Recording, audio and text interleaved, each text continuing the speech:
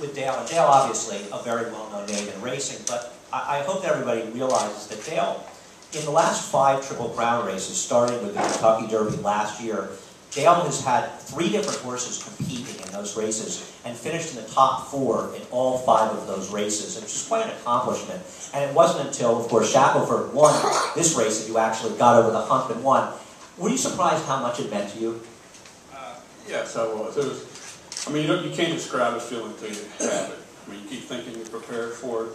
We've run the Triple Crown races several times, but until that last 6 seconds when we knew we were going to win, there's no way to describe what it feels like. It seemed like First Dude, might have gotten it done last year. How would you compare this horse to First Dude, who ran a winning race really in last year's Preakness, finishing 2nd, and an equally good race finishing 3rd in the Belmont Stakes last year? They're both big, strong horses, but this horse has a little more acceleration, and he'll give the jock what he wants when he calls on him. First Dude, you had to work on it, keep him going all the time. This horse is ready to go whenever Jesus calls on him. And how surprised are you in a certain way? And it's one of the great things of this game is you can, obviously, the bad thing is you can think you're on top one day and be on the bottom the next, but if someone said 3 months ago to you, you're going to be here at Belmont Stakes hoping to win your 2nd Triple Crown race, what would you have said to that person? Well, you're talking about one of our good friends. Wayne Stock called me 3 months ago and was going to plan a trip to Las Vegas this weekend. He asked me if I had anything, if I did. He wasn't going to go, but I thought, go ahead and make his plane reservation, so he won't be here Saturday. I know nothing about that story. Yeah. Dale's trying to say it.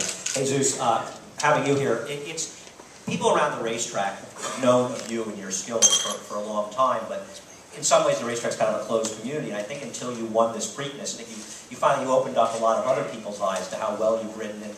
Do you see this propelling you, or are you hoping to maybe join us in Saratoga this summer and hoping this gives you a boost to your career? Yeah, hopefully it helps. It helps me a lot.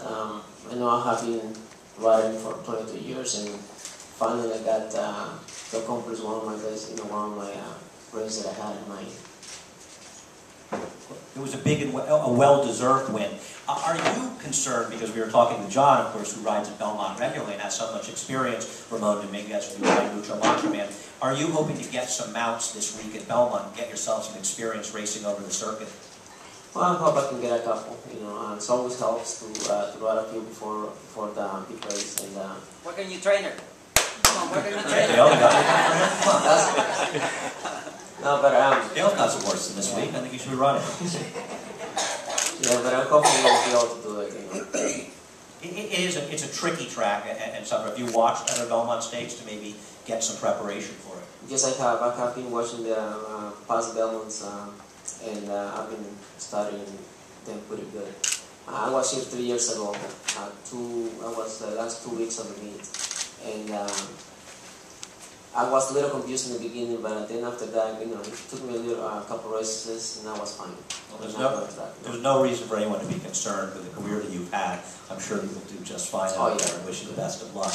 Are you hoping, you mentioned the rivalry before this, and that you've got now, in Animal Kingdom, and you have this rivalry going. Barry, of course, hedged on that. I'll be dealing with his owners later and working it out from that end. Are you hoping to be able to meet him somewhere down the road, win or lose, on Saturday? I'll meet him anywhere, any track, any distance. I mean, that's not the dumbest thing I've ever heard Barry say, but it's one of them. But,